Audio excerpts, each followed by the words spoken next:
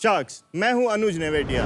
और मैं हूं नटवर अग्रवाल और हम हैं founders of Bacca Bucci. Sharks, आज हम रेज करने आए हैं 2.5 करोड़ एंड ढेर सारी मेंटरशिप फॉर 1% इक्विटी। शार्क्स, आज हम आपके लिए एक गुड न्यूज और एक बैड न्यूज लेकर आए हैं। गुड न्यूज ये है शार्क्स कि इंडिया वर्ल्ड का सेकेंड लार्जेस्ट फुटवेयर प्रोड्यूसर है। लेकिन क्या आप जानते हैं बैड न्यूज क्या है? आज इंडिया का branded footwear market international brand से डोमिनेटेड है।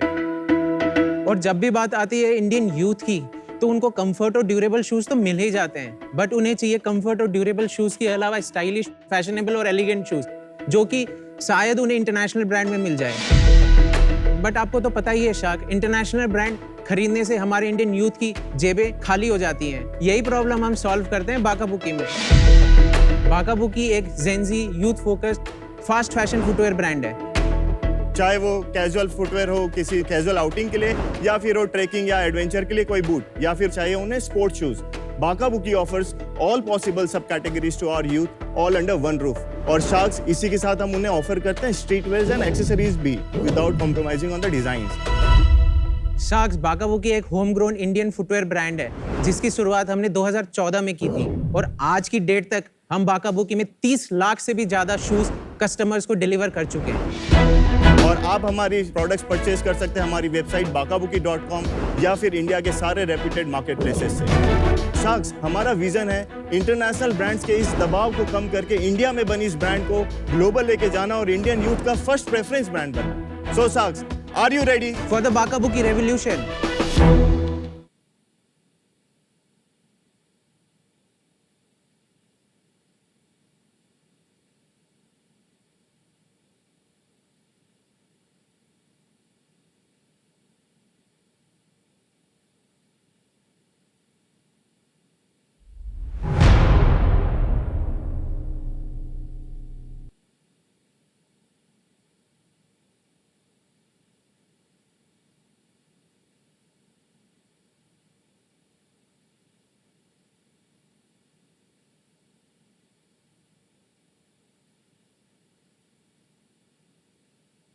Welcome to season 3। Thank you.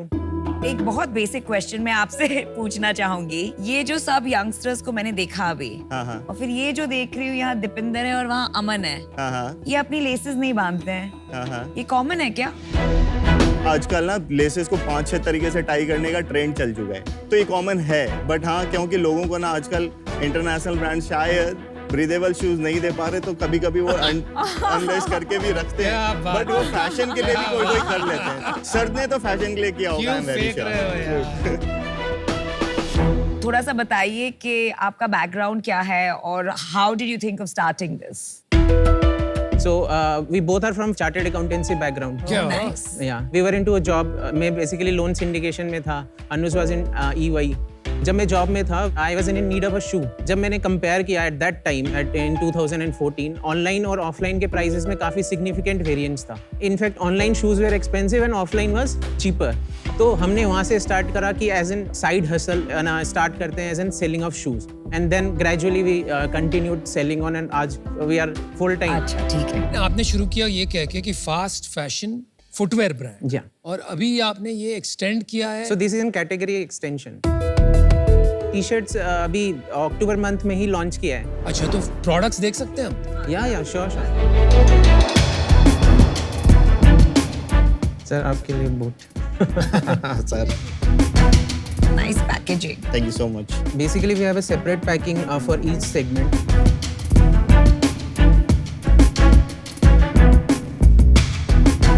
Boots में भी हमारे पास 2 कैटेगरी है. One is fashion boot, another is biking and adventure boot. Thanks guys. Generally हम शूज कंपनी देखते हैं ना, तो एक स्टाइल लैंग्वेज होता है। नाइकी को आप देखिए तो उसका swoosh साइन है, अडीडास देखिए तो उसके 3 स्ट्राइप्स हैं, तो इट्स इजीली आइडेंटिफाइबल और एक फैशन स्टेटमेंट बन सके। आपके हर शू डिजाइन में अलग अलग डिजाइन है, पता नहीं चलता है ये एक ही कंपनी से आए हुए हैं। तो ये क्या आपने जान करके किया कि इसके बारे में सोचा ही नहीं? बेसिकली हमारी जो ब्रांड लोगो आपको दिख रही है, circle logo, that's an corporate logo. हमारी मेजर 3 कैटेगरीज हैं, स्नीकर्स, बूट्स एंड स्पोर्ट्स। हमने इन 3 कैटेगरीज को अलग अलग Baccabucci street, Baccabucci active and Baccabucci adventures के नाम से ब्रांडिंग किया। ये वाला मोनोग्राम आप एक टाइप ऑफ रेंज पे लगाते हैं और वो बीबी किस पे दिखते हैं? ये वाला हम हर कैटेगरी में लगाते हैं। बीबी स्ट्रीट अब से आपको बाकाबुकी के सिर्फ स्नीकर्स में दिखेगा। एंड ये भी दिखेगा? ये स्ट्रीट के साइड में एक छोटा सा लोगो आपको वहाँ पे दिख रहा होगा मैम। एक्टिव में क्या दिखेगा? The word active. एक्टिव है उसमें। थोड़ा कंफ्यूजिंग है। ब्रांडिंग में यहाँ पे कंसिस्टेंसी नहीं। लोगो देख लो आपको, Yeah. वो जो सर्कल है उसके बीच में और बी में स्पेस कम है और जो बाका और बुकी के बीच में स्पेस ज्यादा है। Design language is actually like 2 out of 10। ये अच्छे कंफर्टेबल है बॉस, मैंने पहने अभी। I like the comfort of the shoes. Glad it's not thank you so much. आपका जो टैग लाइन है, creating culture for the generations to come, true. आप क्या कल्चर क्रिएट करना चाहते हैं? तो इंडिया में लार्जली 3 मेजर सेगमेंट्स हैं। हाँ जी। 1000 below is more massy, हाँ जी। 3000 and above is more premium. Between 1000 and 3000 there is a very big white space जहाँ पे कोई ब्रांड प्ले करना ही नहीं चाहता। इसकी अपने आप में FY25 तक 18,000 करोड़ का मार्केट है। पर कैंपस, स्केचर्स इन सब के आते हैं ना 1000 to 3000? कैंपस मासी ब्रांड है, like it is below 1000 rupees. ये कितने का है? 1699। प्राइसिंग तो अच्छी है यार। ये देख के 1600 का नहीं लगा, 2500 का लगा। तो मुझे तो क्वालिटी ऐसे पसंद आई। मुझे लग रहा है कि it's not a bad product, अच्छा है, थोड़ा एस्पिरेशनल है, थोड़ा फंकी है डिजाइन। शायद वो प्राइस पॉइंट में नहीं मिले, लेकिन उसको करीब से अगर आप देखें तो जो क्वालिटी चीज होनी चाहिए, जैसे स्टिचिंग है, ये सब की फिनिशिंग में बारीकी नहीं है। सर जो शूज आपके हाथ में है ना, उसमें मोर देन 27 कंपोनेंट्स है। So this is one of the complex shoes in our portfolio. But vibe कैसे क्रिएट करते हो? कल्चर जो आप बोल रहे हो उसका कैसे क्रिएट करा और कहाँ किया है, कैसे किया है? Sir with the designs that we offer. Only design, culture, content के लिए कुछ नहीं कर रहे? यस, कंटेंट के लिए बिल्कुल कर रहे हैं। हमारी बिल्कुल। इंस्टाग्राम की आप हमारे 72,000 से ज्यादा कम्युनिटी है। आप कितने साल से हो बिजनेस में? Almost a decade sir. 72,000 for a company जो कल्चर क्रिएट करने की ट्राई कर रही है, वो बहुत वीक है। एक्चुअली क्या है कि कोविड से पहले बाकाबुकी में हम ब्लैक एंड ब्राउन करते थे, बट जैसे ही कोविड आया so we saw that there is a shift happening into sneakers market. Covid के बाद में हमने उस चीज को पिवट किया और सारा का सारा चेंज कर दिया टुवर्ड्स स्पोर्ट्स एंड स्नीकर्स। पर मुझे कोई फिर भी कोई यूएसपी नहीं दिख रहा है आपके डिजाइन में। हम जिस प्राइस पॉइंट में ये डिजाइन दे रहे हैं, price is your differentiator. Our price, yes obviously, because we are price you can't build scale just on pricing ना। बेसिकली ये है कि जो पूमा 5000 में बेचता है, हम वो चीज 2000 में देते हैं। नाइकी का एंट्री लेवल शू कितने का आता है? 2000। नाइकी का एंट्री 2500 2500 का आता है। वो डिस्काउंट पे आपको मिल जाएगा 1800-1900 का। नाइकी का 2018 में शायद कोई 1-2 डिजाइन मिल भी जाता होगा डिस्काउंट के बाद, तो वो इतने अच्छे नहीं दिख रहे होंगे। पर वहाँ पे नाइकी का सूश है ना, हाँ, वो करता है मैटर। जब ब्रांड एस्पिरेशन वाली बात आती है, दिखावे वाली बात आती है, तो उनको चीपेस्ट सामान चाहिए नहीं होता। आपको याद है टाटा नैनो के आने से पहले मारुति 800 होती थी और होती थी Alto. Maruti 800 was the cheapest car in the market, Maruti Alto was the second cheapest car in the market. ये दोनों कारों में ज्यादा पता कौन सी वाली बिकती थी? 800 आई ना, गेस। ऑल्टो बिकती ज्यादा। ऑल्टो आने के बाद ऑल्टो बिकने लगी थी। Nano I, okay, Maruti 800 became the largest selling car in the market. This is as much as I know. तो वो प्राइसिंग पे नहीं जीत सकते हो आप। करेक्ट। राइट। आपको ब्रांड पे जीतना पड़ता है, एस्पिरेशन पे जीतना आपको ना पड़ता है। तुम्हारे सेल्स नंबर हाँ, बता sales के बताइए। सबके छक्के छुड़ा दो। क्योंकि 250 करोड़ वैल्यूएशन, तो कुछ तो मैजिक होगा। जो लास्ट फाइनेंशियल हमने क्लोज किया है, उसमें हमने नेट सेल्स क्लोज करी है 47 करोड़। ये बात। 21-22 थी, उसमें थी 29 CR और उससे पहले थी 19 CR। और साथ इस साल हम FY24 क्लोज करेंगे between 75 to 80 CR। We have been on constant growth of around 55 to 60% year on year। पिछले 6 महीने में कितना किया? सर उससे पहले मैं आपको ये बता देता हूँ कि हमारी जो स्प्लिट चलती है first 6 month and last 6 month की, वो 35-65 चलती है। चलिए वो तो पिछले साल का देख के समझ में आ जाएगा, फिर Right. भी बता दीजिए।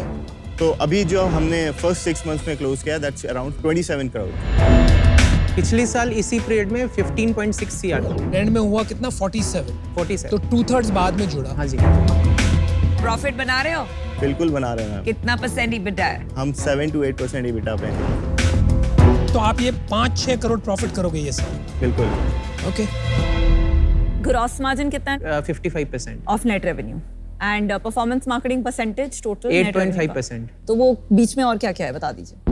हमारा जो COGS है 45%, 55% है GP, उसके बाद में 32% है cost of selling. Cost of selling क्या है? कॉस्ट ऑफ सेलिंग हो गया commissions, logistics, packing materials, everything. अच्छा, कमीशन Amazon पे आप नीचे गिन रहे हो, नेट रेवेन्यू के बाद गिन रहे हो। हाँ जी, आपके पास बचे 23। 23 में से 8.5-9% जो भी है परफॉर्मेंस मार्केटिंग में गया, तो हमारे पास बचे 13-14 बचे। ठीक है, 14% में और क्या खर्चा? सैलरीज, रेंट्स है उससे 7 7% है हमारे प्रॉफिट एंड लॉस स्टेटमेंट के अकॉर्डिंग। So Got it. तो आप बेचते कहाँ हो, कैसे बेचते? हमारी वेबसाइट है bakabuki.com। हमारी bakabuki.com से 25% सेल कंट्रीब्यूट होती है। 40 to 44% है Amazon, उसके बाद में है ना 25% के आसपास है फ्लिपकार्ट, बाकी है मिंत्रा, उसके बाद में टाटा क्लिक। अगर आप इंटरनेशनल ब्रांड्स हटा दो तो इंडियन ब्रांड्स में क्या स्टेटस है, मतलब रैंकिंग और कौन ज़्यादा बेचता है और इस इंडस्ट्री में कौन बेचता है? अगर Amazon में बात करें तो हम लोग टॉप 10 फुटवेयर ब्रांड में आते हैं। टॉप 10 अगर आप इंटरनेशनल हटा दो तो भी? नहीं, तो अब मैं आपको कैटेगरी वाइज बताता हूँ। हम Amazon, फ्लिपकार्ट और मिंत्रा तीनों में स्ट्रैटेजिक पार्टनर्स हैं उनके। आप Amazon में एक बहुत बेसिक कीवर्ड भी अगर आप जाके टाइप करोगे मैन बूट्स, तो आपको सबसे पहले बाकाबुकी ही दिखेगा। वैसे ही आप स्नीकर्स लिखोगे, you will see Baccabucci always on top. और मैं ये स्पॉन्सर्ड एड्स की बात नहीं कर रहा हूँ, ऑर्गेनिक विजिबिलिटी की बात कर रहा हूँ। और हमारी एवरेज रेटिंग Amazon में 4.1 है। क्या किया जो टॉप में आ रहे हो विदाउट पेइंग? सर, प्रोडक्ट की वैल्यू है, हमारा NPS स्कोर 60 है। हमारे पास अलग सेपरेट टीम है जो कि कस्टमर की फीडबैक लेती है, कस्टमर को डिलीवरी होने के बाद। टोटल रिटर्न्स कितने हैं आपके? 16 to 18% है। फंडिंग उठाया आपने पहले? नहीं, बूटस्ट्रैप्ड है अभी तक। तो भाई आपको चाहिए क्या? मतलब 2.5 करोड़ दे के 1% लेके हम करेंगे क्या? यहाँ बाकाबुकी में हमने कन्वेंशनल वे ऑफ बिजनेस को कभी नहीं छोड़ा, जो है 2 मेन पिलर बिजनेस का जो हम बिलीव करते हैं, दैट्स ग्रोथ एंड प्रॉफिटेबिलिटी। इन 2 चीज़ों पे फोकस करने के लिए आपको हमेशा प्रोडक्ट को इनहांस करना पड़ेगा, प्रोडक्ट को ही अपना किंग बनाना पड़ेगा। इसीलिए ये पैसे से हम चाहते हैं कि थोड़े से और R&D करके थोड़े अपने खुद के मोल्ड्स में इन्वेस्ट करना चाहते हैं। हम इसको और प्रीमियम में मूव करें, थोड़े बेटर टीम्स और हायर करना चाहते हैं। और मैन्युफैक्चरिंग खुद का आपका? नहीं, सारा कॉन्ट्रैक्चुअल मैन्युफैक्चरिंग। तो वो बाकी लोग के लिए भी बनाते हैं? तो ऐसा कोई होल्ड नहीं है आपका मैन्युफैक्चरिंग के ऊपर? नहीं, होल्ड है। Basically they are not allowed to make for any other online digital brands. उनकी सारी कैपेसिटी हम कैप्टिवली कंज्यूम करते हैं। तो firstly very happy to see fellow chartered accountants as entrepreneurs and 80 crore sales is not a joke with profits, so congrats. But मुझे कुछ USP नहीं दिख रहा है। ब्रांडिंग एक कल्चर क्रिएट करना बहुत ज़रूरी है and that can't be just on pricing, right? तो I think आप उस पर थोड़ा फोकस कीजिए, but without a clear vision, I'm not excited about this, so I'm out. जितने भी बड़े बड़े फैशन ब्रांड्स हैं वो एक्चुअली Amazon में इन्वेस्ट ही नहीं करते, क्योंकि वहाँ पे इतनी ज़्यादा वैल्यू सीकिंग बिहेवियर है। तो फैशन डिस्कवरी के लिए it's not the ideal place. तो आपका 45% बिजनेस Amazon पे आ रहा है क्योंकि आपकी पोजिशनिंग कंज्यूमर के माइंड में है value for money, which is very powerful. India में बड़े बड़े बिजनेसेस बनते हैं on value for money positioning, पर आपका जेन्युइन जो ग्रॉस प्रॉफिट है, मेरे मानना है कि वो 23% है। उसमें भी फिर मार्केटिंग जाता है, क्योंकि आप अपना gross margin cost of selling हटा के देखते हैं, वो ग्रॉस मार्जिन है। फैशन में जनरली बहुत मुश्किल है 23% ग्रॉस मार्जिन पे एक ब्रांड बिजनेस बनाना। As an investor that is interested in brand building, ये अभी राइट फिट नहीं है। I am out. आप जब बातें कर रहे थे, आप बातें कर रहे थे मटेरियल्स की, आप बातें कर रहे थे प्राइसिंग की। मैं तब से कोशिश कर रहा था कहीं पे कुछ ब्रांड एलिमेंट्स सुनाई दे जाए, कुछ कल्चर, कुछ वाइब समझ आ जाए। तो एक थोड़ी मेंटालिटी आपकी based on your experience trading की है। That reason for now I am out. हमारी टीम में भी ना मैं लोगों को बोलता हूँ यार कि यार टेस्ट और क्लास मीट्रिक्स से ना ज़्यादा ज़रूरी होता है।